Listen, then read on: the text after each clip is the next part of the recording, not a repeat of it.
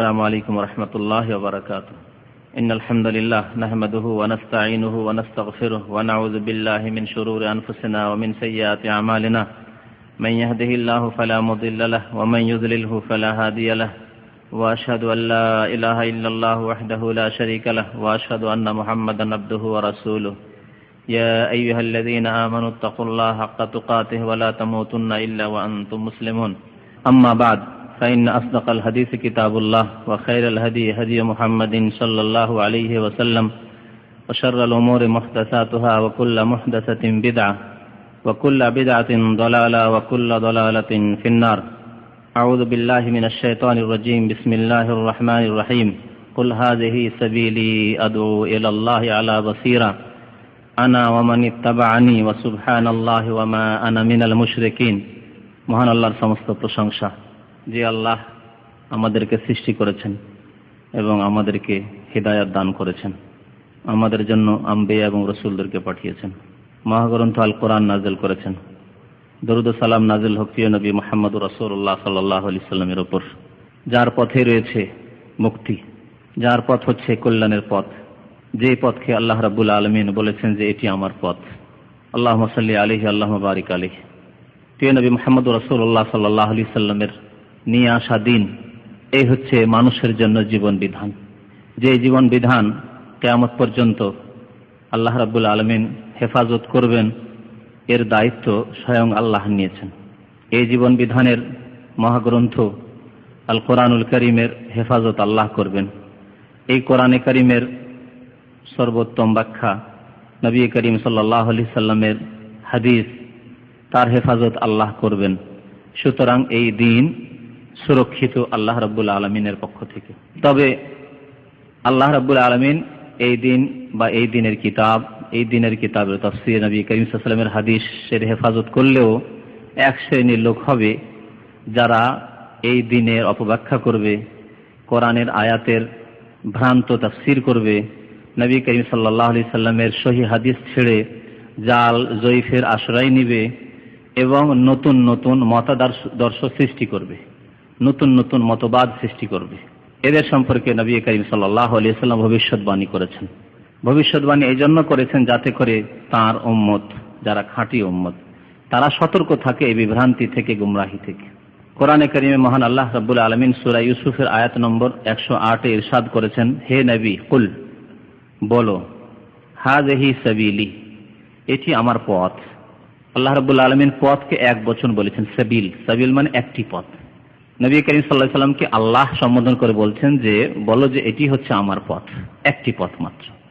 তো আল্লাহর দেওয়া পথ একটি, রাসূলের নিয়ে আসা পথ সেই একটি, এবং সেই পথটি হচ্ছে মুসলিমদের পথ। এই পথ ছাড়া অন্য যতগুলি পথ তৈরি হয়েছে পরবর্তীতে সবগুলি হচ্ছে গুমরাহি, ভ্রষ্টতা। কুল হাযিহি সাবিলি, হে নবী বলো এই হচ্ছে আমার পথ। আদউ ইলাল্লাহি আলা বাসীরা, যেই পথের দিকে আমি আহ্বান করি, এটি হচ্ছে নবী এবং রসুলদের মিশন। সমস্ত আম্বিয়া এবং রসুল সেই সঠিক পথের দিকে মানুষকে আহ্বান করেছেন। তাদের ডাকে যারা ভাগ্যবান সাড়া দিয়েছে এবং হতভাগা যারা সেই দাওয়াতকে, সেই আহ্বানকে অস্বীকার করেছে। নবী করিম সাল্লাল্লাহু আলাইহি সাল্লামকেও আল্লাহ বলছেন যে তুমি বলো আদউ ইলাল্লাহ, আল্লাহর দিকে আমি আহ্বান করি, এই আল্লাহর এই পথের দিকে, আলা বাসীরা, জ্ঞানের সাথে, সজাগ হয়ে, অর্থাৎ এলমের ভিত্তিতে, জেনে শুনে। আল্লাহর পক্ষ থেকে এলমের আলো, এলমের নূর কোরআনুল কারীমের আকারে নাজিল হয়, ওহীর মাধ্যমে আসে। আর এই এলম, এই সঠিক জ্ঞানের ভিত্তিতে প্রিয় নবী মুহাম্মদ রাসূলুল্লাহ সাল্লাল্লাহু আলাইহি সাল্লাম মানব জাতিকে এই সঠিক পথের দিকে আহ্বান করেন, আলা বাসীরা। বাসার মানে চক্ষু, চক্ষু খুলে রাস্তায় চলা। নবী করিম সাল্লাল্লাহু আলাইহি সাল্লাম এমন স্পষ্ট জ্ঞানের ভিত্তিতে মানুষকে আহ্বান করতেন যাতে কোনো রকমের সন্দেহ ছিল না, যাতে কোনো রকমের অস্পষ্টতা ছিল না, যেই পথে কোনো বক্রতা ছিল না, ভেজাল ছিল না। তো আল্লাহ রাব্বুল আলামিনের আদেশে নবী করিম সাল্লাল্লাহু আলাইহি সাল্লাম মানুষকে আহ্বান করেছেন মহান আল্লাহর দিকে, মহান আল্লাহর নাজিলকৃত জীবন বিধানের দিকে, মানব জাতির কল্যাণের জন্য যে আল্লাহ নাজিল করেছেন, আলা বাসীরা, জ্ঞানের ভিত্তিতে। আনা অমানিত্তাবানি, আমারও হচ্ছে এই ডিউটি, এই মিশন। অমানিত্তাবানি, এবং আমার যারা অনুসারী হবে, আল্লাহ রসুলের যারা অনুসারী হবে, আল্লাহ রসুলের অনুসারী প্রথম সারিতে খোলাফায়ে রাশিদিন, সাহাবায়ে কেরাম, আল্লাহ রসুলের সঙ্গীগণ, তারপরে তাবেঈন, তারপরে তাবেঈন এবং আইম্মায়ে কেরাম, উলামায়ে কেরাম, মুহাদ্দিসিন, এবং সেই পথে যারা চলেছেন, এমনকি সাধারণ মানুষও যারা কিয়ামত পর্যন্ত আসবে এবং নবী করিম সাল্লাল্লাহু আলাইহি সাল্লাম আর সাহাবায়ে কেরামদের পথের ওপর যারা চলতে থাকবে, যেই পথের ওপর আল্লাহ রসুল এবং সাহাবায়ে কেরামরা ছেড়ে গিয়েছেন মুসলিম জাতিকে, তারাই হচ্ছে নবী করিম সাল্লাল্লাহু আলাইহি সাল্লামের সত্যিকার অনুসারী। আনা ওয়া মান ইত্তাবানি, আমিও এই পথের দিকে আহ্বান করি এবং আমার যারা অনুসারী হবে তারাও এই পথের দিকে মানুষকে আহ্বান করবে। ওয়া সুবহানাল্লাহ, এবং আল্লাহর পবিত্রতা ঘোষণা করি। নবী করিম সাল্লাল্লাহু আলাইহি সাল্লামকে আল্লাহ বলছেন, তুমি এইভাবে আল্লাহর পবিত্রতা ঘোষণা করো, প্রতিটি দুর্বলতা থেকে, প্রতিটি ত্রুটি থেকে আল্লাহ রাব্বুল আলামিন পাক ও পবিত্র। সুবহানাল্লাহ। ওয়া মা আনা মিনাল মুশরিকিন, এবং আমি মুশরিকদের অন্তর্ভুক্ত নই। শিরক আমার আকীদা নয়, শিরক আমার মতবাদ নয়, শিরক আমার পথ নয়। তাহলে শিরকের পথ, আল্লাহর সাথে অংশীদার করার পথ হচ্ছে মানব রচিত পথ, আল্লাহ প্রদত্ত পথ নয়, আর কোন নবী রসুলদেরও পথ নয়। এই জন্য সমস্ত আম্বিয়া এবং রসুলদেরকে, নবী করিম সাল্লাল্লাহু আলাইহি সাল্লামকে যেভাবে আল্লাহ তাওহীদের দাওয়াত, আল্লাহর একত্ববাদের দাওয়াতের জন্য প্রেরণ করেছেন, ঠিক তেমনি সমস্ত রসুলকে এই দাওয়াত দিয়ে পাঠিয়েছেন যে আনে ইবাদুল্লাহ, একমাত্র আল্লাহর ইবাদত করবে, আল্লাহ ছাড়া অন্যের ইবাদত করবে না। ওয়া মা আরসালনা মির রাসূলিন ইল্লা নুহি ইলাইহি, এমন কোন রাসূল পাঠাইনি যার কাছে এই ওহী করিনি। আল্লাহ বলছেন আন্নাহু লা ইলাহা ইল্লা আনা, আমার ছাড়া কেউ সত্য মাবুদ ইলাহ নেই। এটি সমস্ত আম্বিয়া এবং রাসূলদের ছিল দাওয়াত, মিশন। ফাবুদুন, সুতরাং একমাত্র আমারই ইবাদত করো। তো নবী করিম সাল্লাল্লাহু আলাইহি সাল্লামের নিয়ে আসা পথ, যেই পথের ওপর সাহাবায়ে কেরামরা ছিলেন। সাহাবায়ে কেরামদের কথা এই জন্য বলছি, আরো অনেক মুসলিমে রয়েছেন এবং কিয়ামত পর্যন্ত একটি দল সবসময় নবী করিম সাল্লাল্লাহু আলাইহি সাল্লামের তরিকার উপর কায়েম থাকবেন, কিন্তু ভেজালের যুগে, ভেজালের যুগে একটি দল এই সত্য পথের ওপর কায়েম থাকবে। কিন্তু সাহাবায়ে কেরামদের যুগের এই দলটি, পুরো দলটি ছিল সত্যের ওপর কায়েম। এই জন্য এই দলটি দল হিসাবে আদর্শ দল আমাদের জন্য। আল্লাহ রাব্বুল আলামিন নবীকে বলছেন, বলো ওমা আনা মিনাল মুশরিকিন, আমি মুশরিকদের অন্তর্ভুক্ত নই। ইসলামের শিক্ষা শিরক নয়, ইসলামের শিক্ষা মানুষের তৈরি করা কোনো বিধান নয়, মানুষের তৈরি করা কোনো তরিকা নয়। ওমা আনা মিনাল মুশরিকিন। আল্লাহ রাব্বুল আলামিন এই একটি পথ নাযিল করেছেন নবী করিম সাল্লাল্লাহু আলাইহি সাল্লামের মাধ্যমে, কিন্তু এই পথে অনেক পথ, এই পথ থেকে অনেক নতুন নতুন পথ কোরআনের অপব্যাখ্যা করে, রাসূলুল্লাহ সাল্লাল্লাহু আলাইহি সাল্লামের হাদিসের অপব্যাখ্যা করে, অথবা জাল জয়ীফের আশ্রয় নিয়ে, অথবা নিজের কথা সংযোজন করে দিয়ে অনেকগুলি পথ এক শ্রেণীর মুসলিমরা আবিষ্কার করেছে, যেগুলি হচ্ছে ভ্রান্তির পথ, গুমরাহির পথ। তার মধ্যে বর্তমান যুগে অনেকগুলি ফিতনা, অনেকগুলি পুরনো ফিতনা রয়েছে, পুরনো ফিতনার দল রয়েছে, পুরনো দল রয়েছে যেগুলি বিদআতের ভিত্তিতে কায়েম হয়েছে, পুরনো অনেক দল রয়েছে যেগুলি শিরক এবং গুমরাহি বাতিল আকীদার ভিত্তিতে কায়েম হয়েছে। কিন্তু বর্তমান যুগে বেশ কিছু দল আরো বেরোচ্ছে, আর কিয়ামত পর্যন্ত এরকম ছোট ছোট ছোট ছোট দল, বিভ্রান্ত দল, গুমরাহ দল বেরোতে থাকবে। নবী করিম সাল্লাল্লাহু আলাইহি সাল্লাম কোন দলের নাম ধরে বলেননি যে এই দলটি, তাদের নাম হচ্ছে এই, আর এই দলটি হচ্ছে সঠিক পথে, এ কথা নবী করিম সাল্লাল্লাহু আলাইহি সাল্লাম বলেননি। কারণ যদি বলতেন যে এই নাম দিয়ে যে দলটি হবে সেই দলটি হচ্ছে সঠিক, তাহলে যত মুসলিমদের মধ্যে দল তৈরি হয়েছে সবাই ওই নাম, ওই লেভেলটি ব্যবহার করত, ঠিক না? এই জন্য সাহাবায়ে কেরামদের শেষ যুগে যখন প্রথম একটু করে ফিতনা শুরু হলো, মানে একটু করে বিভ্রান্ত হতে লাগলো কিছু, তখন তাবেঈ গণের যুগে বলছেন যে ফায়ুনজারু ইলা আহলিস সুন্নাহ, মুসলিম শরীফের ভূমিকাতে এই কথাটি রয়েছে। তখন আমরা দেখতাম আহলিস সুন্নাহ কারা, হাদিসের অনুসারী কারা, তাদের কাছ থেকে হাদিস নিতাম। ওয়ায়ুনজারু ইলা আহলিল বিদআহ, আরেকটি দল তারা তখন দেখতে পাচ্ছিলেন মুসলিম সমাজে বিদআতি দল, আহলে বিদআত। ফালা ইউখাযু হাদিস, তাদের কাছ থেকে হাদিস নেওয়া হতো না, যারা তাকদীরকে অস্বীকার করত। প্রথম যুগে এই রকমের বিদআত শুরু হয়েছিল।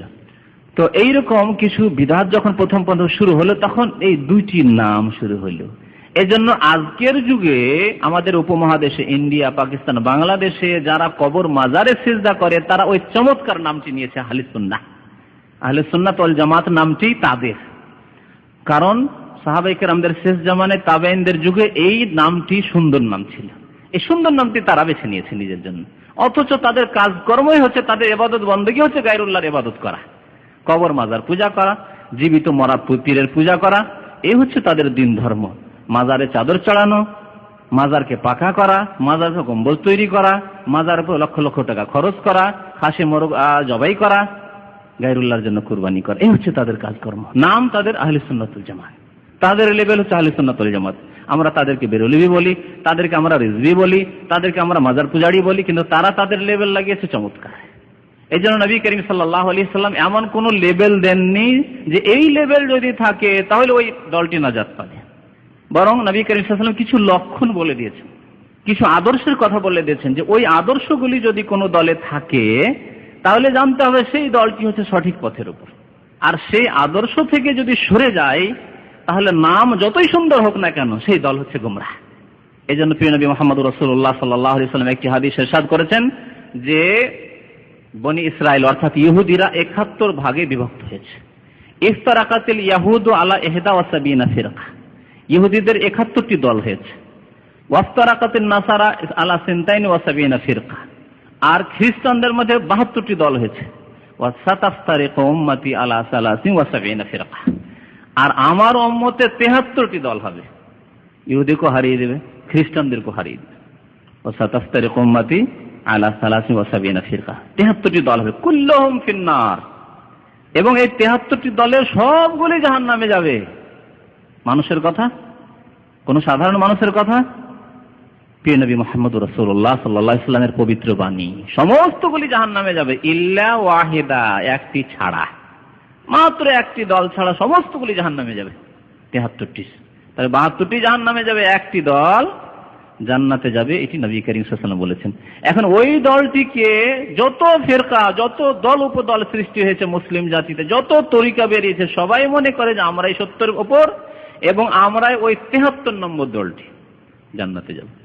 নবী করিম সাল্লাল্লাহু আলাইহি ওয়াসাল্লাম যেহেতু নাম বাছাই করেননি, তবে লক্ষণ বলে দিয়েছেন। আগে বলেছি লক্ষণ কি, সেই দল কেমন করে চিহ্নিত করা যাবে যে ওই মুক্তি পাবে যে দলটি, নাজাত প্রাপ্ত যে দলটি, সেই দলের লক্ষণ কি বা তাদের কাজকর্ম কি, তাদের আদর্শ কি। সাহাবারা জিজ্ঞাসা করেন, কিলা মা হিয়া ইয়া রাসূলুল্লাহ, ওই দলটি, যে দলটি নাজাত পাবে, মুক্তি পাবে, সেই দলটি কোন দলটি? নবী সাল্লাল্লাহু আলাইহি ওয়াসাল্লাম নাম বললেন না, কি বললেন? মা আনা আলাইহিল ইয়াউম ওয়া আসহাবি, আজকে আমি যেই পথের উপর আছি, যেহেতু নবী সাল্লাল্লাহু আলাইহি ওয়াসাল্লামের জীবদ্দশার কথা এটি, আজকে যে আদর্শের উপর আমি কায়েম রয়েছি, ওয়া আসহাবি, আমার সাথীগণ, সঙ্গীগণ, সাহাবায়ে কেরাম, তারা যে আদর্শের উপর কায়েম রয়েছেন, এই আদর্শের উপর যারা কায়েম থাকবে সেই দলটি। আদর্শের কথা বলেছেন, নাম বলেছেন কি না। নবীর তরিকার উপরে যারা থাকবে এবং সাহাবায়ে কেরামের তরিকার উপরে যারা থাকবে সেই দলটি জান্নাতে যাবে। আর বাকি অন্য দল, তাহলে যতই সুন্দর চমৎকার লেভেল লাগুক না কেন, যতই সুন্দর লাগুক তাদের কাজকর্ম, জান্নাতে যাবে না। তাহলে আমাকে প্রত্যেকটি কাজের ক্ষেত্রে ওই কাজটিকে যাচাই করতে হবে যে আল্লাহ রসুলের তরিকায় আছে। যেহেতু নবী সাল্লাল্লাহু আলাইহি ওয়াসাল্লাম কি বলেছেন, মুক্তি কোন দলটি পাবে? যে দলটি রসুলের তরিকায়। মুক্তি কোন দলটি পাবে? যে দলটি সাহাবায়ে কেরামের তরিকায়। সাহাবায়ে কেরামদের আমলে এই কাজটি পাওয়া যাচ্ছে। যেমন একটি গোমরাহ দল বেরোলো, যারা সাহাবায়ে কেরামদেরকে গালিগালাজ করতে লাগলো, সাহাবায়ে কেরামদেরকে পথভ্রষ্ট বলতে লাগলো, শিয়া রাফেজি দল যেমন। তাহলে আমাকে দেখতে হবে যে আল্লাহ রাসূল সাল্লাল্লাহু আলাইহি ওয়াসাল্লাম সাহাবায়ে কেরামদের প্রশংসা করেছেন, তাদেরকে জান্নাতের সার্টিফিকেট দিয়েছেন, না তাদেরকে জাহান্নামী বলেছেন? জান্নাতের সার্টিফিকেট দিয়েছেন। সাহাবায়ে কেরামদের সম্পর্কে প্রিয় নবী সাল্লাল্লাহু আলাইহি ওয়াসাল্লাম কি কোনোদিন এইরকম মন্তব্য করেছেন যে আমার সাথী সঙ্গীরা কিছু বিভ্রান্ত হয়ে যাবে, এরকম কথা বলেছেন? না, বরং কোরআনে তাদেরকে সার্টিফিকেট দেওয়া হয়েছে রাদিয়াল্লাহু আনহুম ওয়া রাদু আনহু। নবী সাল্লাল্লাহু আলাইহি ওয়াসাল্লাম প্রশংসা করেছেন, আল্লাহ আল্লাহ ফি আসহাবি, আল্লাহকে ভয় করবে, আল্লাহকে ভয় করবে আমার সঙ্গীদের ক্ষেত্রে, তাই না? তাহলে যেই দলটি সাহাবায়ে কেরামদের সম্পর্কে অকথ্য ভাষা বলে তারা, তাহলে ওই যে ৭২টি গুমরাহ দলের মধ্যে শামিল, ঠিক না? স্পষ্ট বুঝতে পারলেন। এইভাবে যে কোনো বিদআত, নতুন কাজ লাগছে আপনাকে, তখন যাচাই করতে হবে আল্লাহ রসুল করেছেন, করতে বলেছেন, সাহাবারা করেছেন। ঈদে মিলাদুন নবী, নবীর জন্মদিবস পালন, এই কাজটি করব না, নবীর আদর্শে আছে দেখতে হবে, নেই। সাহাবায়ে কেরামের আদর্শে আছে, নেই। যখন নেই তাহলে এই কাজ করে মুক্তি পাওয়া যাবে না, এই কাজ করে মুক্তি পাওয়া যাবে না। নবী সাল্লাল্লাহু আলাইহি ওয়াসাল্লামের সাহাবায়ে কেরামরা কি নিজেকে বলতেন যে আমরা জামাতুল মুসলিমিন? আমি ইশারা করেছি আগে যে আজকের যুগে কিছু দল, ফিতনার দল বেরিয়েছে।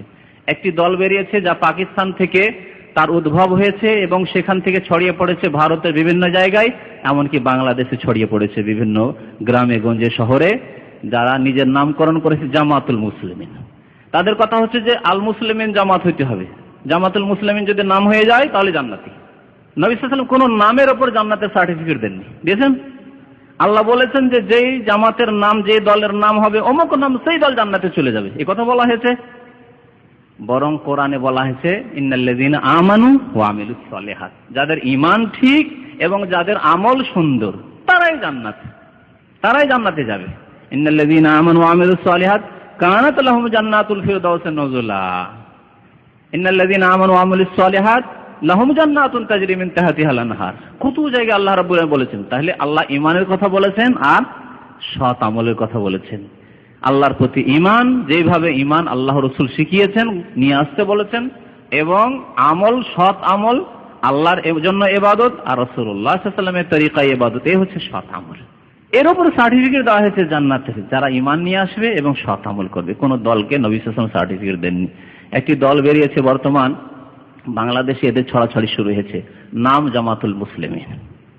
আর তারা বলছে শুধু জামাতুল মুসলিমিন জান্নাতে যাবে, যেহেতু হাদিসে রয়েছে জামাতুল মুসলিমিন, কোরআনে রয়েছে যে ইব্রাহিম আলাইহিস সালাম মুসলমান নাম রেখেছেন আর আল্লাহ রাসূলও রেখেছেন, আমরা মুসলমান। সূরা হজ আছে ওয়াসাম্মাকুমুল মুসলিমিন, আল্লাহ তোমাদের নাম মুসলিম রেখেছেন। কিন্তু জামাতুল মুসলিমিন রেখেছেন নাকি? মুসলিম দল এরকম নাম কি রেখেছেন নবী করিম সাল্লাল্লাহু আলাইহি ওয়াসাল্লাম? ইব্রাহিম আলাইহিস সালাম কি নিজের উম্মতদেরকে বলেছেন যে তোমরা জামাতুল মুসলিমিন? না, আল্লাহ মুসলিম বলেছেন ওয়াসাম্মাকুমুল মুসলিমিন, আল্লাহ মুসলিম তোমাদের নাম রেখেছেন, তোমরা সবাই মুসলিম। যারা আল্লাহর প্রতি বিশ্বাস রাখে, আল্লাহ যে সব জিনিসে বিশ্বাস করতে বলেছেন বিশ্বাস রাখে, আর যারা সৎ আমল করে, নবীর তরিকায় জীবন যাপন করে, তারা মুসলিম, তারা হচ্ছে খাঁটি মুসলিম। আর নবীর তরিকায় যাদের গড়বড় রয়েছে, ত্রুটি রয়েছে, তারা মুসলিম হলেও বিদআতপন্থী অথবা বিভ্রান্তির শিকার হয়েছে, ভ্রান্ত পথে রয়েছে। তো নাম জামাতুল মুসলিমিন, আর এদের নেতা কে? কোনো আলেম নয়, এদের নেতা হচ্ছে একজন বিএসসি, কলেজ ইউনিভার্সিটি ডিগ্রি নিয়ে বিএসসি পাশ করে সে বলল যে না, এই মুসলিমদের মধ্যে এতগুলি দল, উপদল, এতগুলি লেভেল, এই সব চলবে না, সব বিদাতি, সব জাহান্নামী, এগুলি হচ্ছে 72 ফিরকা, আর একটি ফিরকা, একটি দল জান্নাতে যাবে, ওইটি হচ্ছে জামাতুল মুসলিমিন। বিএসসি পাস করে কোরআনের ব্যাখ্যা করা শুরু করলো। এইভাবে আমাদের উপমহাদেশে কিছু ফিতনা উঠেছে, যারা ইসলাম সম্পর্কে জ্ঞান রাখতো না, যারা আরবি সুন্দর বুঝতো না, আরবি ভাষা বুঝতো না, আরবি ভাষার অলংকার বোঝে না, আরবি ভাষার গ্রামার বোঝে না, কিন্তু এরা ইসলাম সম্পর্কে লিখতে গিয়ে, ইসলাম সম্পর্কে বক্তব্য করতে গিয়ে, ইসলাম সম্পর্কে মন্তব্য করতে গিয়ে নিজেও গুমরাহ হয়েছে এবং অসংখ্য লোককে গুমরাহ করেছে, এবং তাদের নাম দিয়ে অনেক বড় বড় দলও তৈরি হয়েছে।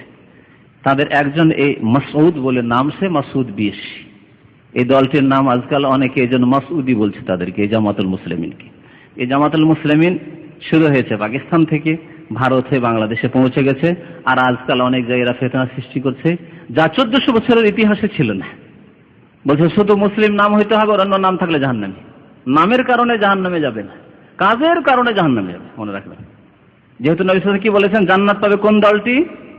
মা আনা আলাইহিল ইয়াউম ওয়া আসহাবি, আজকের যুগে, আল্লাহ রাসূলের যুগে যেই তরিকায় নবী ছিলেন এবং সাহাবারা ছিলেন, সেই তরিকার উপর, সেই আদর্শ উপর যারা কায়েম থাকবে, সেই দলটি জান্নাতে যাবে।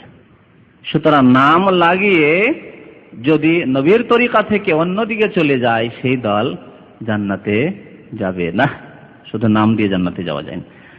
আচ্ছা, এরা দলিল কোথা থেকে পেশ করে? সহিহ বুখারী একটি হাদিস রয়েছে, ওই হাদিসটি আপনাদেরকে শোনাবো। ওই হাদিসটি এজন্য আপনাদের সামনে নিয়ে এসেছি যে তারা কিভাবে অপব্যাখ্যা করে কোরআন এবং হাদিসের। নবী করিম সাল্লাল্লাহু আলাইহি ওয়াসাল্লামের একটি হাদিস রয়েছে, হযরত হুযায়ফা ইবনে ইয়ামান রাদিয়াল্লাহু তাআলা আনহু এই হাদিসটি বর্ণনা করেছেন। সহিহ বুখারীতে কিতাবুল ফিতান, ফিতনার অধ্যায়ে হাদিসটি বর্ণনা করা হয়েছে। হযরত হুযায়ফা রাদিয়াল্লাহু তাআলা বলেন, কানান নাসু ইয়াসআলুনা রাসূলুল্লাহ সাল্লাল্লাহু আলাইহি ওয়াসাল্লাম আনিল খাইর ওয়া কুনতু আসআলুহু আনিশ শার। লোকেরা আল্লাহ রাসূলকে জিজ্ঞেস করতেন, তো তারা ভালো সমস্যা সম্পর্কে জিজ্ঞেস করতেন, ভালো জিনিস সম্পর্কে জিজ্ঞেস করতেন, আর আমি জিজ্ঞেস করতাম খারাপ জিনিস সম্পর্কে, খারাপ সমস্যা সম্পর্কে। হযরত হুযায়ফাকে একটি উপাধি দিয়েছেন রাসূলুল্লাহ সাল্লাল্লাহু আলাইহি ওয়াসাল্লাম, সেটি হচ্ছে সাহেবে সির। আল্লাহ রাসূলের পক্ষ থেকে অনেক রহস্যের কথা, অনেক আভ্যন্তরীণ তথ্য তিনি জানতেন, গোপন কথাবার্তা, ভবিষ্যৎবাণী যে ভবিষ্যতে অনেক ফিতনা হবে, অনেক দল সৃষ্টি হবে, অনেক বিদাতি সৃষ্টি হবে, আর অনেক ফিতনা ফাসাদ যে মুসলিম উম্মতে মুসলিম জাতিতে হবে, এই সম্পর্কে অনেক হাদিস হযরত হুযায়ফা রাদিয়াল্লাহু তাআলা আনহু বর্ণনা করেছেন। এজন্য তাকে বলা হয় সাহিবুস সিররে রাসূলুল্লাহ। তো হযরত হুযায়ফা বলছেন যে আমি খারাপ জিনিস সম্পর্কে জিজ্ঞেস করতাম, কারণ লোকেরা ভালো ভালো জিনিসের কথা জিজ্ঞেস করতাম, আমি খারাপ কেন জিজ্ঞেস করতাম? মাখাফাতা আন ইউদরিকানি, কারণ আমি ভয় করতাম যে এমনটা না হয় যে ভালো কাজ করতে গিয়ে খারাপ সম্পর্কে সচেতন না থাকলে খারাপে আমি নিমজ্জিত হয়ে যাই, বিদআত করা শুরু করি, শিরক করা শুরু করি, ওই ফিতনায় গিয়ে আমি পড়ে যাই, ওই দ্বন্দ্ব ঝগড়ায় পড়ে যাই গিয়ে। সেজন্য আমি জিজ্ঞেস করতাম যে ইয়া রাসূলুল্লাহ, আমরা তো একেবারে এখন একমত হয়ে রয়েছি, মুসলিম জাতির মধ্যে ঐক্য রয়েছে। লোকেরা ঐক্য সম্পর্কে জিজ্ঞেস করতো, লোকেরা জিজ্ঞেস করতো যে আমরা সারা বিশ্বতে ইসলামকে ছড়িয়ে দেবো, ইতিবাচক জিজ্ঞেস করতো। আমি জিজ্ঞেস করতো ইয়া রাসূলুল্লাহ, মুসলিম জাতিতে ফিতনাও কি হবে, ফাটলও কি ধরবে, লড়াই ঝগড়া কি হবে, খুনও কি হবে, দল উপদল সৃষ্টি হবে, এগুলো জিজ্ঞেস করতাম, ফিতনাগুলি জিজ্ঞেস করতাম, কারণ যাতে করে ওই ফিতনা থেকে আমি বাঁচতে পারি, ফিতনা মুক্ত হতে পারি। যখনই আমার জানা থাকবে নলেজে এইরকম ফিতনা হতে পারে মুসলিম জাতিতে, যখনই দেখবো একটি নতুন কথা সতর্ক, এই ভয়ে আমি আল্লাহ রসুলকে শুধু সার সম্পর্কে, মানে অনিষ্ট সম্পর্কে, খারাপ জিনিস সম্পর্কে জিজ্ঞেস করতাম। ফাকুলতু ইয়া রাসূলুল্লাহ, একদিন জিজ্ঞেস করলাম, হে আল্লাহ রসুল, ইন্না কুন্না ফি জাহিলিয়াতিন ওয়া শার, আমরা এমন একটি যুগ অতিক্রম করে এসেছি যখন আমরা অজ্ঞ ছিলাম, জাহিলিয়াতের যুগে ছিলাম। জাহিলিয়াত মানে আল্লাহকে চিনতাম না, পরকালকে চিনতাম না, রসুল কি জানতাম না, আল্লাহর কিতাব কি জানতাম না, এবং ভালো কাজ আর খারাপ কাজে কোনো পার্থক্য করতাম না। এমন কোনো অন্যায় পাপের কাজ ছিল না যে আমাদের মাঝে ছিল না।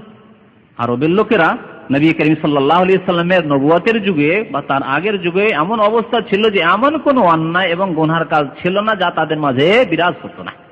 সব রকম অন্যায় কাজ, এমনকি নিজের ছেলে মেয়েকে জীবিত দাফন করে দেওয়া।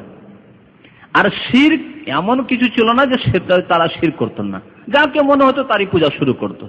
যেমন আমাদের দেশে যারা পুতুল পূজারী, তারা ওই রকমই, যে জিনিসটা মনে হয় যে এর মধ্যে কিছু ক্ষমতা আছে, তারই পূজা শুরু হয়ে গেছে। হ্যাঁ, লিঙ্গ পূজা আর লজ্জা স্থানের পূজাই কেন শুরু হয়েছে? এর মধ্যে ক্ষমতা আছে, প্রজন্ম তো এর মাধ্যমে আসছে, সুতরাং লিঙ্গ পূজা শুরু হয়ে গেল। সাপের পূজা, সাপ হ্যাঁ বিষাক্ত জিনিস, কামড় দিলে মানুষ মরে যায়, তাহলে ক্ষমতা আছে, সাপের পূজা শুরু হয়ে গেল। পাহাড়ের পূজা শুরু হয়ে গেল, গঙ্গা পূজা, পদ্মা পূজা শুরু হয়ে গেল, এগুলো যমুনা পূজা শুরু হইল। তো এইরকম ছিল অবস্থা, এর চাইতে করুণ অবস্থা ছিল আরবের মুশরিকদের। তো হযরত হুযায়ফা বলছেন যে আমরা বড় জাহিলিয়াতের যুগ অতিক্রম করে এসেছি, ওয়াশার, এবং আমরা বড়ই অকল্যাণে ছিল, এমন কোনো পাপ ছিল না যা আমাদের ঘরে ঘরে হতো না। ফাজাআল আল্লাহু বিহাযাল খাইর, তারপরে আল্লাহ আমাদের মাঝে এই কল্যাণ মানে দ্বীন ইসলাম নিয়ে আসলেন। আলহামদুলিল্লাহ, আমরা মুসলমান হয়ে গেলাম, যত অন্যায় পাপের কাজ ছিল সব ছেড়ে দিলাম এবং আল্লাহর প্রতি ঈমান নিয়ে আসলাম, রসুলের প্রতি ঈমান নিয়ে আসলাম, পরকালের প্রতি বিশ্বাস করলাম, অন্যায়ের কাজ গুনার কাজগুলি ছেড়ে দিলাম, শিরক ছেড়ে দিলাম, তাওহীদকে গ্রহণ করলাম। ফাহাল বাদা হাযাল খাইরি মিন শাররিন, তো এই কল্যাণের পরে মানে দ্বীন ইসলাম আসার পরে, আমাদের মধ্যে ঐক্য আসার পরে আবার কি ভাঙন ধরবে, আবার কি অকল্যাণ আসবে, আবার কি শিরক বিদআত শুরু হবে?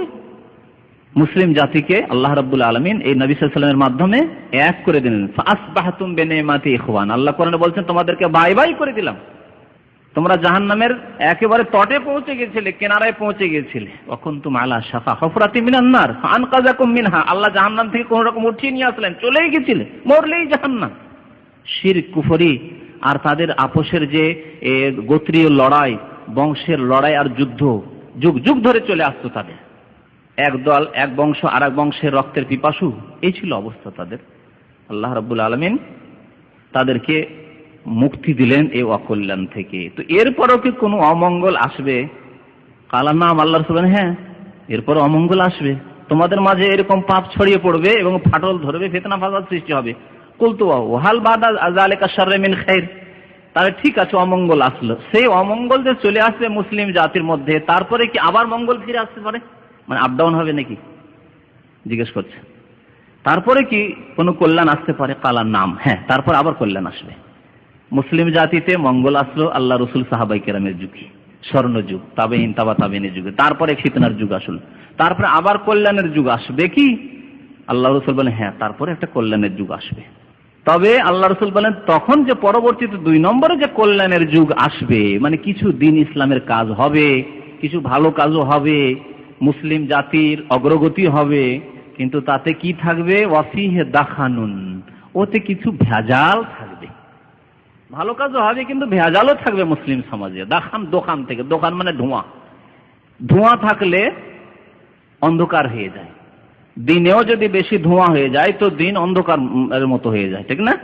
তো এই কল্যাণের মধ্যে কিন্তু দাখান থাকবে, মানে ভেজাল ঢুকে থাকবে।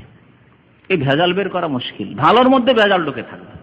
যেমন আজকাল অনেকগুলি দলের মধ্যে ভালো কথা আছে, চমৎকার চমৎকার সুন্দর সুন্দর কথা, বড় ফজিলতের কথা, বড় ইসলামের কথা, দিন কায়েমের কথা, আর ভেজালও ঢুকে আছে, ঠিক কিনা? দিন কায়েমের কথা বলছে, নামাজ রোজার কথা বলছে, জিকিরের কথা বলছে, দাড়ির কথা বলছে, টুপিরও কথা বলছে, আর ভেজালও ঢুকে আছে। এ হচ্ছে নবী করিম সাল্লাল্লাহু আলাইহি ওয়াসাল্লামের ভবিষ্যৎবাণী। ভালো কাজও হবে কিন্তু অফিহে দাখান, গোলমাল, তাতে ঝামেলা থাকবে, ভেজাল ঢুকে থাকবে। জিজ্ঞেস করলেন সাহাবী হুযায়ফা, ওমা দাখানুহু, ওই ভেজাল কি? ওই যে ধোঁয়া, ইসলামের ধোঁয়া ঢুকে থাকবে, মানে ভেজাল ঢুকে থাকবে কি? নবী সাল্লাল্লাহু আলাইহি ওয়াসাল্লাম বললেন, কওমুন ইয়াহদুনা বিগাইরি হাদি, এক শ্রেণীর মুসলিমরা হবে যাদের মধ্যে ভেজাল এইভাবে ঢুকবে যে আমার আদর্শ বাদ দিয়ে অন্য আদর্শকে তার অবলম্বন করবে, কেন্দ্রীয় ব্যক্তিতে পরিণত করবে। সত্যিকার এটাই ঢুকেছে মুসলিম সমাজে। প্রিয় নবী মুহাম্মদুর রাসূলুল্লাহ সাল্লাল্লাহু আলাইহি ওয়াসাল্লাম একমাত্র কেন্দ্রীয় ব্যক্তি এই মুসলিম উম্মতে। যে কোনো ক্ষেত্রে আমাদের সেন্টার হচ্ছে রাসূলুল্লাহ সাল্লাল্লাহু আলাইহি ওয়াসাল্লাম। যা নেব দিনের নামে, ধর্মের নামে নেব, আল্লাহর সন্তুষ্টির জন্য, পরকালে মুক্তির জন্য নেব, কোথা থেকে নেব? রাসূলুল্লাহ সাল্লাল্লাহু আলাইহি ওয়াসাল্লামের কাছ থেকে নেব। কিন্তু না, কিছু লোকেরা এমন রয়েছে বা কিছু দল এমন রয়েছে মুসলিম সমাজে, মুসলিম জাতিতে, যারা কওমুন ইয়াহদুনা বিগাইরি হাদি, তারা অন্য কোনো আদর্শে বিশ্বাসী, নবীর আদর্শ ছেড়ে দিয়ে, নবীর সঠিক পথ ছেড়ে দিয়ে অন্য পথ অবলম্বন করেছে, অন্যকে কেন্দ্রীয় ব্যক্তিতে পরিণত করেছে তার কাছ। আর আল্লাহ রসুল বাদ দিয়ে অন্য কাউকে কেন্দ্রীয় ব্যক্তিতে পরিণত না করতো, তাহলে কোনো দল সৃষ্টি হতো না, কোনো দল সৃষ্টি হতো না, একটি দল থাকতো। কিন্তু যখনই একজনকে কেন্দ্রীয় ব্যক্তি মনে করেছে আল্লাহ রসুল বাদ দিয়ে, তখন একটি দল আবার বেরিয়েছে। আবার যখন আরেকজনকে কেন্দ্রীয় ব্যক্তিতে পরিণত করেছে, তখন আরেকটি দল বেরিয়েছে। আরেকজনকে যখন একেবারে এমন ব্যক্তি পূজার পর্যায়ে পৌঁছেছে যে তিনি যা বলছেন, যা করছেন সব ঠিক, এটি হচ্ছে কেন্দ্রীয় ব্যক্তিতে পরিণত করা। কেন্দ্রীয় ব্যক্তিতে কোনো ব্যক্তিকে পরিণত করার অর্থটি এইভাবে বুঝবেন যে যখনই আল্লাহ রসুলকে বাদ দিয়ে অন্য কোনো ব্যক্তি সম্পর্কে এইরকম আমাদের ধারণা হবে যে তিনি যা বলছেন চিরসত্য, আর যাচাই বাছাইয়ের প্রয়োজন নেই। নবীর আদর্শ দিয়ে, নবীর সুন্নাত দিয়ে তার কথাগুলিকে, তার আদর্শগুলিকে যাচাই করার প্রয়োজন নেই। তিনি যা বলছেন তিনি আমাদের শেষ সনদ, প্রুফ, তার বলে দেওয়া, তার করাটাই হচ্ছে আসল প্রমাণ। তখনই তিনি কেন্দ্রীয় ব্যক্তিতে পরিণত হয়ে যাবেন, আর তখনই একটা দল তার নামে সৃষ্টি হবে। তাকে সরিয়ে দেন সেখান থেকে, ওই দল আর থাকবে না। তো নবী করিম সাল্লাল্লাহু আলাইহি ওয়াসাল্লাম বললেন যে মুসলিম জাতির মধ্যে ভেজাল, কল্যাণের যুগে কিছু ভালো কাজ হবে, তার সাথে ভেজাল ঢুকবে কিভাবে? কওমুন ইয়াহদুনা বিগাইরি হাদি তারিফু মিনহুম ওয়া তুনকির, কিছু কাজ দেখে তোমাদের ভালো মনে হবে আর কিছু কাজ আপত্তিকর মনে হবে। সত্যি না? আজকাল মুসলিম ইসলামের নাম দিয়ে যে সব দল উপদল তৈরি হচ্ছে, তার মধ্যে অধিকাংশ এই অবস্থা। কি? তারিফু ওয়া তুনকির, কিছু কাজ ভালো লাগছে, ভালো কাজ করছে বাবা, কথাগুলি তো সুন্দর, হ্যাঁ কাজগুলি তো সুন্দর, আর কিছু ভেজাল ঢুকে আছে, তুনকির, কিছু ভালো লাগবে আর কিছু আপত্তিকর মনে হবে যে আল্লাহ রসুলের যুগে তো এরকম ছিল না, আরে খোলাফের আসলে 4 খলিফার যুগে তো এরকম ছিল না, সাহাবায়ে কেরাম তাবেঈনদের যুগে তো এরকম ছিল না, বলে আপত্তি মাঝে মাঝে হবে। আর কতগুলো ক্ষেত্রে মনে হবে কাজ তো চমৎকার, কথা তো ভালো। নবী করিম সাল্লাল্লাহু আলাইহি সাল্লাম যেহেতু ওহী ভিত্তিক কথা বলতেন, তার কথাগুলি বাস্তব সত্য। আজকে যত দল তৈরি হচ্ছে, নবী সাল্লাল্লাহু আলাইহি সাল্লামের কথাকে ফিট করে দেখবেন যে কিছু ভালো লাগবে আর কিছু কথা যদি তোমার সঠিক জ্ঞান থাকে আল্লাহ রসুলের দিন সম্পর্কে, কোরআন এবং হাদিস সম্পর্কে, তাহলে আপত্তিকর মনে হবে। কুলতু ফাহাল বাদা যালিকাল খায়র মিন শাররিন, তাহলে এই কল্যাণের পরে কি আবার অকল্যাণ আসবে? আরো কি বড় ফিতনার যুগ আসবে? কালা নাম, হ্যাঁ, তারপরে আবার এক ফিতনার যুগ আসবে। তখন কি হবে? দুআতুন আলা আবওয়াবে জাহান্নাম, অত্যন্ত গুরুত্বপূর্ণ এই হাদিসটি। যখন অকল্যাণের যুগ আসবে মুসলিমদের, তখন এক শ্রেণীর লোক দায়ী হবে, মানে ইসলামের দোহাই পেড়ে তারা আহ্বান করবে ইসলামের দিকে, ইসলামের লেবেল লাগাবে, কিন্তু আলা আবওয়াবে জাহান্নাম, জাহান্নামের দরজায়, জাহান্নামের গেটে দাঁড়িয়ে জাহান্নামের দিকে আহ্বান করবে, আল্লাহর দিকে নাই। প্রথমে সূরা ইউসুফের আয়াত পাঠ করেছি, তাতে নবীর মিশন কি বলা হয়েছে? আদু ইলাল্লাহ, আল্লাহর দিকে আহ্বান করা। আর এরা বিভ্রান্তির শিকার হওয়ার কারণে তারা দুআতুন আলা আবওয়াবে জাহান্নাম, জাহান্নামের দরজায় দাঁড়িয়ে জাহান্নামের দিকে আহ্বান করবে। মান আজাবাহুম ইলাইহা কাযাফুহু ফিহা, যদি তাদের ডাকে কেউ সাড়া দেয়, যখন তারা বলবে যে আমাদের দলে শামিল হয়ে যাও, আমাদের দলের অন্তর্ভুক্ত হয়ে যাও, তাহলে কি হবে? কাযাফুহু ফিহা, জাহান্নামে নিক্ষেপ করবে, যেহেতু জাহান্নামের পাশে দাঁড়িয়ে আছে, জাহান্নামের পাশে দাঁড়িয়ে নিজে গুমরাহ হয়ে সেদিকে ডাকছে, সুতরাং তার ডাকে যদি সাড়া দেন তাহলে চট করে গিয়ে ধাক্কা খেয়ে জাহান্নামে নিক্ষিপ্ত হইতে হবে। বলতো ইয়া রাসূলুল্লাহ, হযরত হুযায়ফা বলছেন, হে আল্লাহর রাসূল, সিফহুম লানা, ওদের কিছু বয়ান করে দেন তো, ওদের কিছু লক্ষণগুলি বলে দেন তো, যাতে করে চিনতে পারি আর সতর্ক থাকতে পারি, যদি আমাদের যুগে তা শুরু হয়ে যায়, যে আমার যুগে শুরু হয়ে যায়, তো যাতে করে তাদের থেকে সতর্ক হতে পারি, সেই জন্য তাদের কিছু বিবৃতি, তাদের গুণ, তাদের লক্ষণ বয়ান করে দেন। কালা হুম মিন জিল্লাতিনা ওয়া ইয়াতাকাল্লামুনা বিআলসিনাতিনা। নবী সাল্লাল্লাহু আলাইহি ওয়াসাল্লাম বলছেন, হ্যাঁ, তারা কোনো বাইরের লোক হবে না, ইহুদিদের দল নয়, খ্রিস্টানদের দল নয়, তাদেরকে চিনে ফেলবো। যদি ইহুদি হয়, খ্রিস্টান হতে চিনে ফেলবো যে ইহুদির ছেলে, এই খ্রিস্টানের ছেলে, এতে এখনো কলেমা পড়েনি, তো তাদের কথা তো আমরা শুনবো না, ঠিক না? তাই নবী সাল্লাল্লাহু আলাইহি ওয়াসাল্লাম বলছেন, তারা ইহুদি খ্রিস্টান নয়, হিন্দুও নয়, অমুসলিম নয়, তারা হুম মিন জিল্লাতিনা, আমাদেরই লোক তারা, মানে মুসলিম জাতির মধ্য থেকেই সেই গুমরাহগুলি জাহান্নামের দিকে আহ্বান করবে। ওয়া ইয়াতাকাল্লামুনা বিআলসিনাতিনা, আমাদের ভাষা প্রয়োগ করবে, আমাদের ভাষায় কথা বলবে, মানে কোরআনের কথা বলবে, হাদিসের কথা বলবে, আল্লাহ বলেছেন, রসুল বলেছেন, এইরকম বলবে, কিন্তু বিভ্রান্ত করবে, বিভ্রান্ত করবে, সঠিক আল্লাহ রসুলের কথা নাই, অপব্যাখ্যা করে। যেমন যারা আজকাল কবর মাজার পূজা করছে, তারাও আল্লাহর কথা রসুলের কথা বলছে, কিন্তু কোরআনের এবং হাদিসের অপব্যাখ্যা করে তারা বলছে কবর পূজার নামে হচ্ছে ইসলাম ধর্ম। যারা এইরকমই পার্থিব রাজনীতির উদ্দেশ্যে ইসলামের অপব্যাখ্যা করছে, তারাও কাল আল্লাহ কাল রসুল বলছে, হ্যাঁ, সুরার কথা বলছে, এর কথা বলছে, সের কথা বলছে, তারপর বলছে না ইসলাম এই করতে বলেছে। ইসলামের লক্ষ্য উদ্দেশ্য হচ্ছে গদি দখল করা সৎ লোকদের, আর গদি দখল করে সেখান থেকে ডান্ডা দিয়ে পিটিয়ে সবকে সোজা করতে হবে। তো এইভাবে অপব্যাখ্যা করবে তারা আমাদের মধ্যেকার হবে। ওয়া ইয়াতাকাল্লামুনা বিআলসিনাতিনা, আমাদের ভাষায় কথা বলবে, মানে কোরআন হাদিসের দোহাই পারবে, ইসলামের দোহাই দিবে, দিয়ে আমাদেরকে বিভ্রান্ত করবে। কুলতু ফামা তা'মুরুন ইন আদরাকানি যালিক, হে আল্লাহ রসুল, তাহলে এই অবস্থায় যদি আমি পৌঁছে যাই, সেই যুগে যখন দেখবো যে তারা গুমরাহ করছে আমাদেরকে, তখন আমাকে কি উপদেশ আপনি দিচ্ছেন, কি করতে পারি আমি? নবী করিম সাল্লাল্লাহু আলাইহি ওয়াসাল্লাম বলছেন, তালজামু জামাতাল মুসলিমিন, তখন মুসলমানদের দলের মধ্যে শামিল হয়ে যাবে। কি বলেছেন নবী সাল্লাল্লাহু আলাইহি ওয়াসাল্লাম? তালজামু জামাতাল মুসলিমিন, মুসলমানদের দলে শামিল হয়ে যাবে, মুসলমানদের দলে শামিল হয়ে যাবে। ওয়া ইমামহিম, এবং তাদের ইমাম, মুসলিমদের ইমামের আনুগত্য করবে। নবী সাল্লাল্লাহু আলাইহি ওয়াসাল্লাম কথা বলেছেন। এই যে মাসউদি দলটি জামাতুল মুসলিমিন উপমহাদেশে বেরিয়েছে, তারা বলছে এই যে দেখো হাদিসে বলা হলে জামাতুল মুসলিমিন হয়ে যাবে, তাহলে জান্নাত পেয়ে যাবে। এই হচ্ছে হাদিসের অপব্যাখ্যা। এখন এই হাদিসটিকে কিভাবে বুঝতে হবে? এ মুসলমানদের দল আল্লাহ রসুলের যুগে ছিল না ছিল না? এই দলের ইমাম কে ছিলেন? স্বয়ং রাসূলুল্লাহ সাল্লাল্লাহু আলাইহি ওয়াসাল্লাম, যতদিন তিনি জীবদ্দশায় ছিলেন। যখন রাসূলুল্লাহ সাল্লাল্লাহু আলাইহি ওয়াসাল্লামের ইন্তেকাল হয়ে গেল, তখন মুসলিম দল ছিল না ছিল না? তাদের ইমাম কে হলেন? আবু বকর সিদ্দিক রাদিয়াল্লাহু তাআলা আনহু। তার ইন্তেকাল পরে মুসলিম দল ছিল, তখন তাদের ইমাম কে হলেন? হযরত ওমর রাদিয়াল্লাহু তাআলা আনহু। হযরত ওসমানের যুগে মুসলিম দল ছিল এবং তাদের ইমাম কে ছিলেন?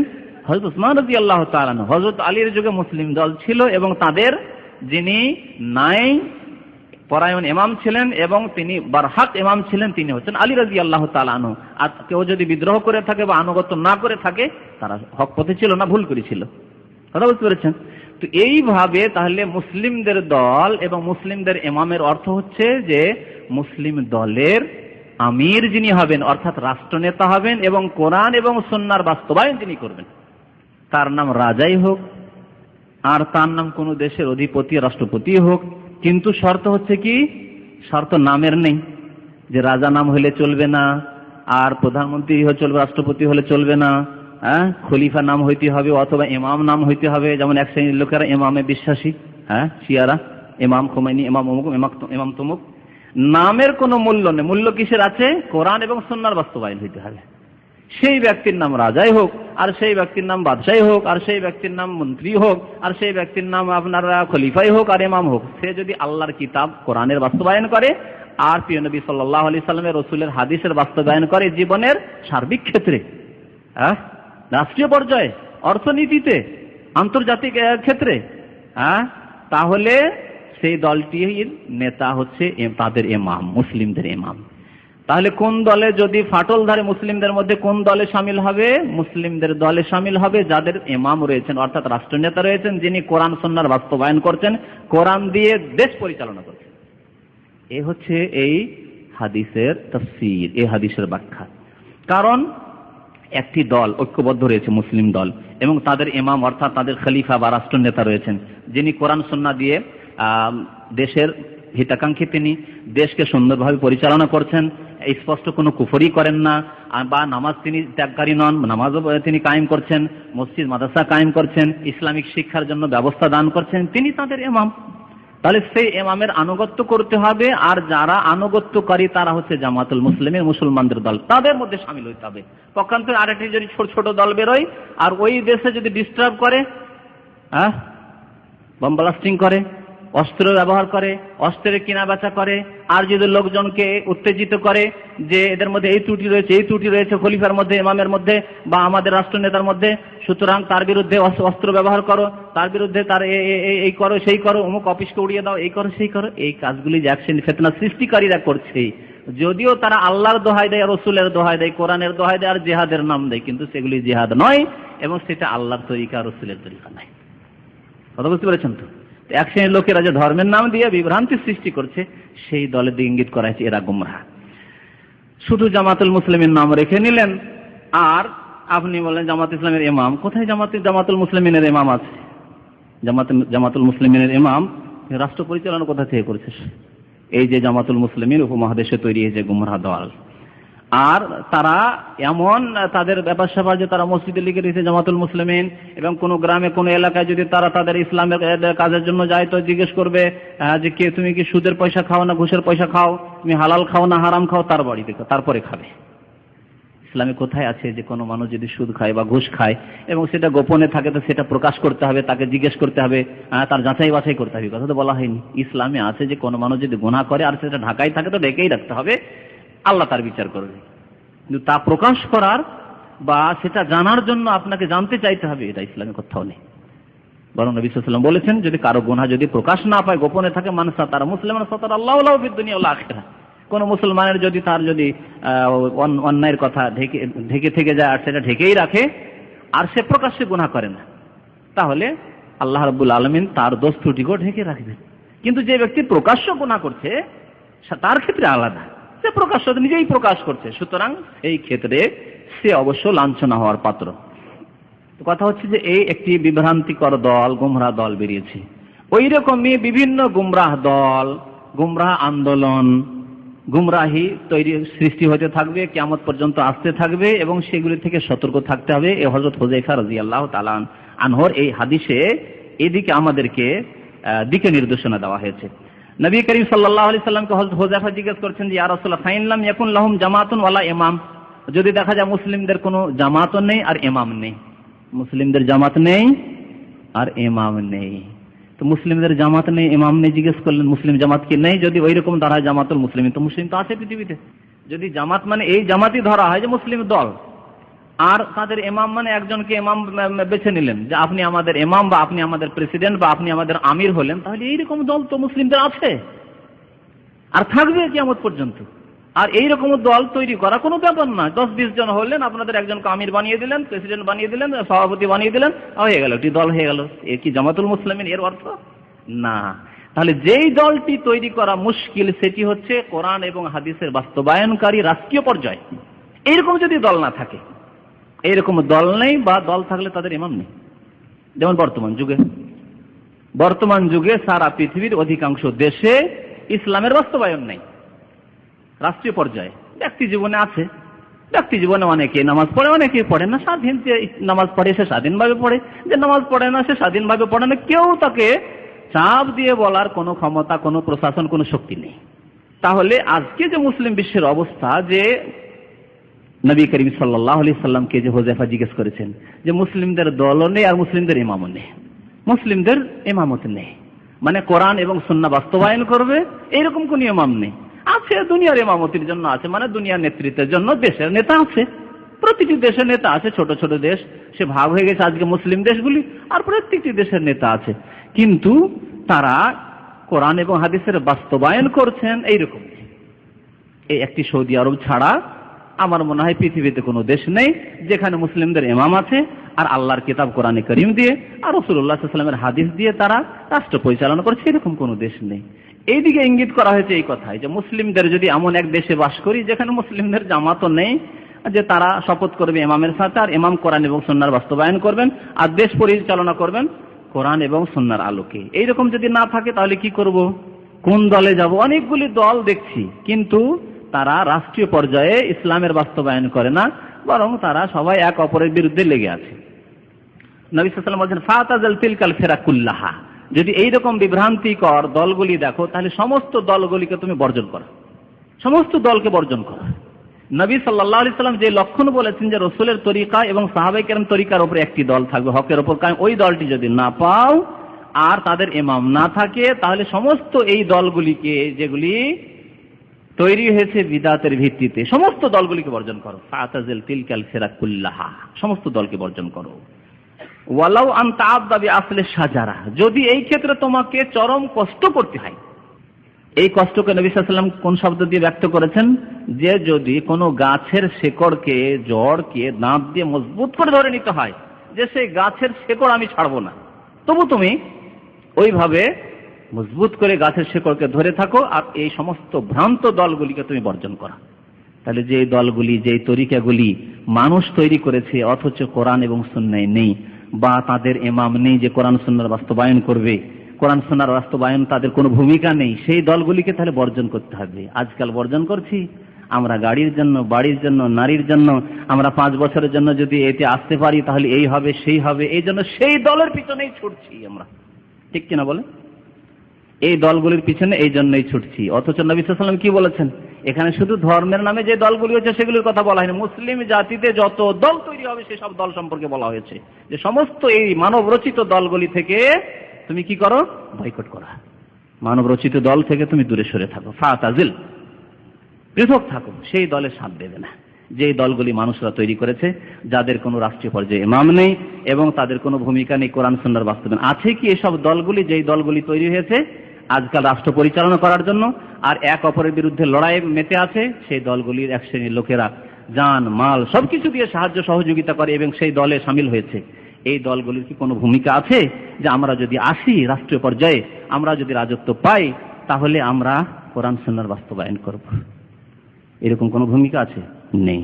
যদি নেই তাহলে এই সমস্ত দলকে বয়কট করো। ফাতাজিল তিলকাল ফিরাকুল্লাহ হাত্তা ইউদরিকাল মউত, তোমার মরণ আসা পর্যন্ত এইভাবে এই সমস্ত ভ্রান্ত দলগুলিকে বর্জন করে থাকবে। আজকে যেমন খবর শুনেছেন যে এক মহিলা, এক নতুন এক দল তৈরি হয়েছে ইহুদি এবং খ্রিস্টানদের, ইসলামের শত্রুদের পরামর্শে। এক আফ্রিকান মহিলা আমেরিকায় গিয়ে, আর এগুলি তৈরি হচ্ছে ইহুদি খ্রিস্টানদের দেশে, এইরকম ইসলামের বিরুদ্ধে ষড়যন্ত্র কেমন করে করতে হবে, এবং মুসলিম যারা কলেমার কথা বলে, যেহেতু নবী সাল্লাল্লাহু আলাইহি ওয়াসাল্লাম বলেছেন যে এই শত্রুতা বাইরের লোকেরা করবে না, কারা করবে? মিন জিলদাতেন, আমাদের মধ্যেকার লোক, ওয়াতাকাল্লামুনা বিআলসিনাতিনা, আমাদের ভাষায় কথা বলে, মানে কোরআনের দোহাই পড়বে, রাসূলের হাদিসের কথা বলবে। এই মহিলা বলল, আন্দোলন শুরু করলো যে না, মহিলাদের মসজিদে ইমামতি হইতে হবে।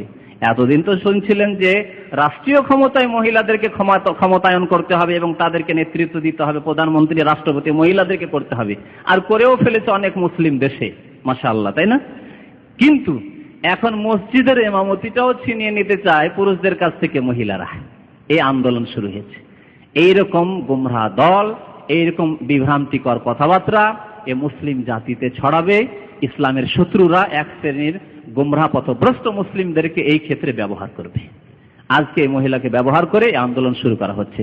কিছুদিন পরে দেখবেন, আল্লাহ ভালো জানে আমাদের হায়াত থাকবে কিনা, তখন বলা হবে যে শুধু যেসব দেশের সরকার, মুসলিম সরকার হয়তো ইমাম নিয়োগ করে, মুয়াজ্জিন নিয়োগ করে, তখন তারা বলবে যে নারীদেরকে যখন আমরা পার্লামেন্টের সিট দিচ্ছি তাদের জন্য 30% বা 40% ইত্যাদি ইত্যাদি, তাদের জন্য যখন সিট দিচ্ছি তো মসজিদ রয়েছে, আর বাংলাদেশে এতটি মসজিদ রয়েছে, সুতরাং এই মসজিদের এতটি মসজিদে মহিলা ইমাম হইতে হবে, আর সেই মসজিদে গিয়ে কাপুরুষদেরকে এই মহিলার পিছনে নামাজ পড়তে হবে।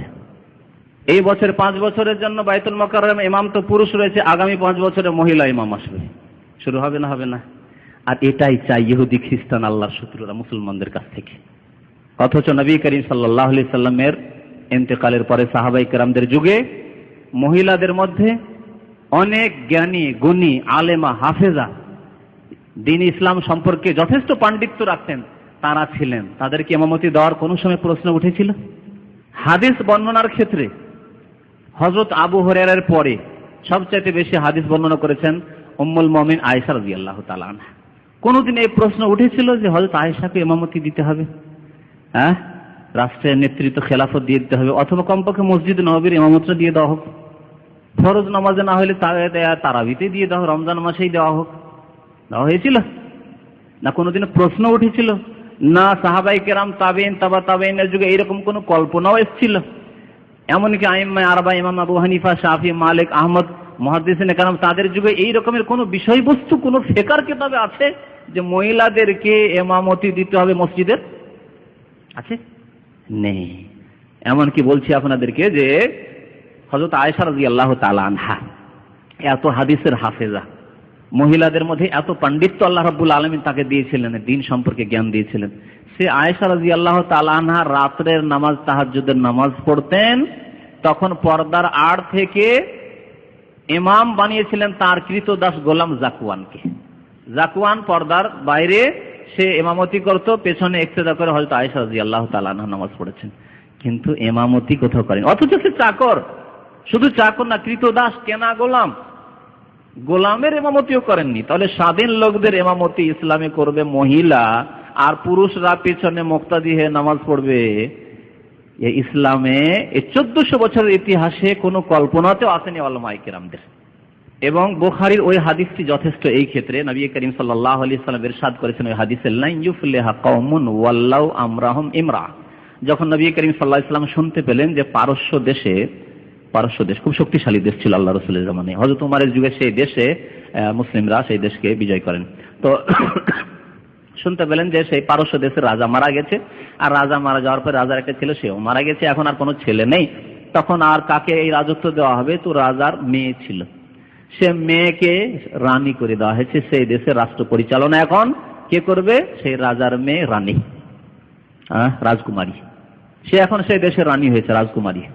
নবী করিম সাল্লাল্লাহু আলাইহি ওয়াসাল্লাম যখন এই সংবাদ মদিনায় বসে পেলেন, তখন এই হাদিসটি শুনিয়ে দিয়েছেন, কিয়ামত পর্যন্ত আমাদের জন্য পথ নির্দেশনা দেবে এই ক্ষেত্রে। সে আমরা মানি আর না মানি, যে মানবে সে আল্লাহ রাসূলের দলের অন্তর্ভুক্ত থাকবে, যে দলের কথা নবী করিম সাল্লাল্লাহু আলাইহি ওয়াসাল্লাম বলেছেন যে সেটি আমার দল। আর যারা অমান্য করবে তারা বিভ্রান্তির শিকার হবে। নবী সাল্লাল্লাহু আলাইহি ওয়াসাল্লাম বলেছেন, লা ইউফলিহা কওমুন, যখন সংবাদ পেলেন যে মহিলা নেতৃত্ব দিচ্ছে পারস্য দেশে, ইরানে, সেই যুগের অগ্নি পূজকদের, মজুসদের, অথচ তারাও মুসলিম। তাহলে মুসলিম দেশে হলে কি হতে পারে? অথচ তারা অমুসলিম। তারপরে নবী সাল্লাল্লাহু আলাইহি ওয়াসাল্লাম, লা ইউফলিহা কওমুন, সেই জাতি কোনোদিন কল্যাণ পেতে পারে না, মুক্তি পেতে পারে না, ফালাহ পেতে পারে না। লা ইউফলিহা, হাইয়া আলাল ফালাহ, যে নামাজের জন্য, আযান আর ইকামতে আমরা ডাকি না, মুক্তির জন্য এসো, ফালাহ মুক্তির জন্য এসো, সার্বিক কল্যাণের জন্য এসো। লা ইউফলিহা কওমুন, সেই জাতি কোনোদিন মুক্তি পাবে না, সার্বিক কল্যাণ পাবে না। ওয়াল্লাহু আমরাহুম, যারা তাদের নেতৃত্ব দান করে দেবে, ইমরাতান, কোন মহিলাকে, কোন মহিলার ওপর, যে মুসলিম জাতি বা যে কোনো জাতি, অমুসলিম তারা ছিল, যে জাতি দায়িত্ব ন্যস্ত করবে দেশের অথবা মসজিদের। কারণ মসজিদের ইমামতি দেশের নেতৃত্ব চাইতে কম নয়। দেশের নেতৃত্বে সৎ লোক যেমন খুঁজতে হবে, তার চাইতে বেশি নবী করিম সাল্লাল্লাহু আলাইহি ওয়াসাল্লাম গুরুত্ব দিয়েছেন মসজিদের ইমামতির ক্ষেত্রে সৎ ব্যক্তি এবং জ্ঞানী গুণী ব্যক্তি, বিদ্বান ব্যক্তি বলতে বলেছেন। এই জন্য নবী করিম সাল্লাল্লাহু আলাইহি ওয়াসাল্লাম বলেছেন, ইয়াউমুল কওম আকরাহুম লিকিতাবিল্লাহ, জাতির ইমামতি করবে, মসজিদে নামাজের ইমামতি করবে যেই ব্যক্তি কোরআন বেশি মুখস্থ রাখে এবং কোরআন সম্পর্কে যার বেশি জ্ঞান রয়েছে। আকরাহুম লিকিতাবিল্লাহ। যদি কোরআনের জ্ঞানে দুইজন সমান হয়ে যাচ্ছে, তাহলে কাকে প্রাধান্য দেবেন, কাকে ইমাম বানাবেন? নবী সাল্লাল্লাহু আলাইহি ওয়াসাল্লাম ফাআলামুহুম বিসুন্নাহ, দেখতে হবে এখন হাদিস সম্পর্কে কার বেশি জ্ঞান রয়েছে এই দুজনের মধ্যে। কোরআনের জ্ঞান তো দুজনের সমান, কোরআনের দুজনই হাফেজ, দুজনে কোরআন সম্পর্কে সমান জ্ঞান রাখে, কিন্তু হাদিস সম্পর্কে একজন হয়তো হাদিসের জ্ঞান বেশি রাখে, আরেকজন একটু কম রাখে। তাহলে যে ব্যক্তি হাদিসের জ্ঞান বেশি রাখে তাকে তখন অগ্রাধিকার দিতে হবে মসজিদের ইমামতের ক্ষেত্রে। মসজিদের ইমামতের ক্ষেত্রে সততা বেশি খেয়াল রাখতে হবে, যেহেতু সে আমাদের ইবাদত, যেই ইবাদত হচ্ছে মুক্তির জন্য প্রথম কদম। নামাজ হচ্ছে মুক্তির জন্য প্রথম কদম মুসলিম জাতির। যেই জাতিতে নামাজ নেই সেই জাতিতে কোনো কল্যাণ নেই। যেই জাতি নামাজ পড়ে না, যতই ভালো কাজ করুক না কেন, সেই জাতিতে কোনো কল্যাণ নেই, সেই জাতিতে ইসলাম নেই। কারণ নামাজ হচ্ছে ইসলাম এবং কুফরির মাঝে পার্থক্যকারী। গত সপ্তাহে ফজরের নামাজের আলোচনা করতে গিয়ে বলেছি। তো মসজিদের ইমামতি কোনো মহিলাকে দেওয়া যাবে এ কথা কোনো ফিকহ কিতাবে নেই, হাদিসে তো নেই, কোরআনেও নেই। আজকে মুসলিম জাতি বিভ্রান্তির শিকার হচ্ছে ইহুদি খ্রিস্টানদের, যেহেতু তারাই বিভ্রান্ত হয়ে গেছে। এবং এক শ্রেণীর লোকেরা, আমার কাছে এরকমও খবর আসছে, এক শ্রেণীর লোক কত বিভ্রান্ত, কত গোমরা পথভ্রষ্ট, তারা বলছে, মুসলিম, তারা বলছে যে এটা তো ভালোই হয়েছে, পদক্ষেপটা ভালো, যে মহিলা ইমামতি করলো পুরুষদের, এটা পদক্ষেপ ভালো, আর এটা তো অনেক আগেই হওয়া উচিত ছিল, যাক হলো একটু বিলম্ব হলো, কিন্তু যাক ভালোই পদক্ষেপ হয়েছে। নাউজুবিল্লাহ। এ হচ্ছে গুমরাহ পথভ্রষ্ট নামধারী মুসলিমদের অবস্থা, যারা ইসলাম সম্পর্কে জ্ঞান রাখে না কিন্তু মন্তব্য করতে কম নয় ইসলাম সম্পর্কে, দিনের কোনো জ্ঞান নাই কিন্তু ফতোয়াবাজি করতে, হালাল হারাম জায়েজ না জায়েজ, এটা করতে হবে এটা করতে হবে না, এই ক্ষেত্রে নীরব থাকার জাতি নয়। এরা ইহুদি এবং খ্রিস্টান ইসলামের শত্রুদের অস্ত্র হিসাবে ব্যবহৃত হচ্ছে এবং এরা খুশি হচ্ছে প্রত্যেকটি কাজে, যে কাজটি আল্লাহর শত্রু, দিনের শত্রু, ইসলামের শত্রুরা করে তাতেই তারা খুশি, তাতেই তারা খুশি। আজকে পশ্চিমা দেশে একটি বিকৃত কোরআন তৈরি হয়েছে যার নাম হচ্ছে আল ফুরকান। এই আরেকটি গুমরাহি। কিছুদিনের মধ্যে যে মেশনারি স্কুলগুলি, খ্রিস্টান মেশনারি স্কুল, মেশনারি যেগুলি স্কুল বিভিন্ন দেশে, মুসলিম দেশে, অনেক গরিব দেশে চালাচ্ছে, সেই দেশে ছেলেদেরকে, কিশোরদেরকে, ছোট ছোট ছেলেদেরকে পড়ানো হবে বিকৃত কোরআন। যেই কোরআন, এই কোরআনকে বাতিল করার জন্য তৈরি করেছে ইহুদিরা, এই কোরআন পড়ানো হবে। এক শ্রেণী এই গুমরা লোকেরা যারা বলছে যে না মহিলার ইমামতিটা খুব ভালো কদম, ভালো পদক্ষেপ, তারা বলবে যে না ঠিক আছে, এই মানে মডিফাই করা হয়েছে এই কোরআনকে, সুতরাং এই কোরআন ভালো। এইভাবে অনেকেই কাফের হবে, অনেকে অমুসলিম হবে।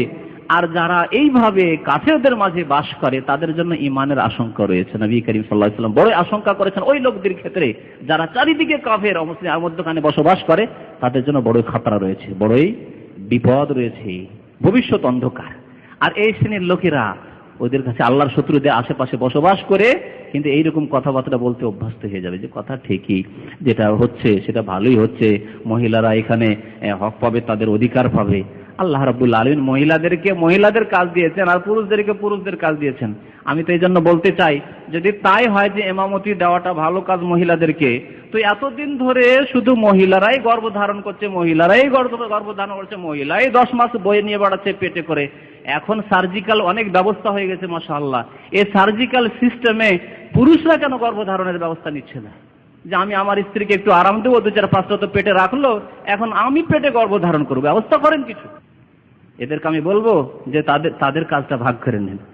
এতদিন করলো ওই কাজগুলি, এখন রান্না বান্নার কাজটা নিজের হাতে নেন, ছেলে মেয়েদের লালন পালন পুরুষরা নিয়ে নিন, আর মাঠে ঘাটে রাস্তায় আর ব্যবসা বাণিজ্যে চাকরি বাকরিতে বিদেশে আসার জন্য মহিলাদেরকে পাঠিয়ে দেন, আর গর্ভধারণের কাজটাও সার্জিক্যাল সিস্টেমে পুরুষরা নিয়ে নিক, এই গুমরা পুরুষরা। তাহলে নাই বিচার কায়েম করা হবে যেটা সেটা করতে চাইছে, এবং নারীদের সত্যিকার অধিকার দেওয়া হবে যেটা এই গুমরা পথভ্রষ্ট লোকেরা করতে চাইছে। আল্লাহ রাব্বুল আলামিন আমাদেরকে কোরআন ও সুন্নাহ বোঝার তৌফিক দান করেন। আল্লাহ যেন আমাদের দ্বীন ইসলামের উপর কায়েম রাখেন। আল্লাহ রাব্বুল আমাদের গুনাহ খাতা যেন মাফ করে দেন। আমিন। সাল্লাল্লাহু আলা নবিয়িনা মুহাম্মদ ওয়া আলা আলিহি ওয়া সাহবিহি আজমাইন।